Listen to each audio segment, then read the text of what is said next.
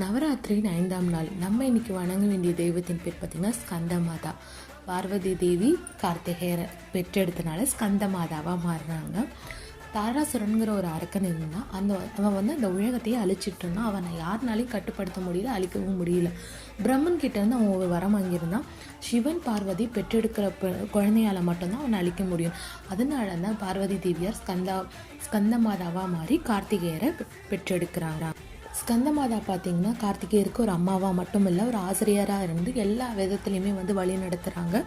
எல்லா வித்தையும் அவங்களுக்கு கற்றுக் கொடுத்து தேவர்கள் படையின் மூலியமாக அந்த தாராசுரனை அழிக்கிறாங்க. அவனது பயங்கர ஆட்சியிலேருந்து எல்லாத்தையும் விடுவித்து சந்தோஷமாக இருக்காங்க. ஸ்கந்த மாதா மாதிரி அவரை ரொம்ப அமைதியாகவும் சாந்தமாகவுமே இருக்க குணத்தோடு படைக்கிறாங்க.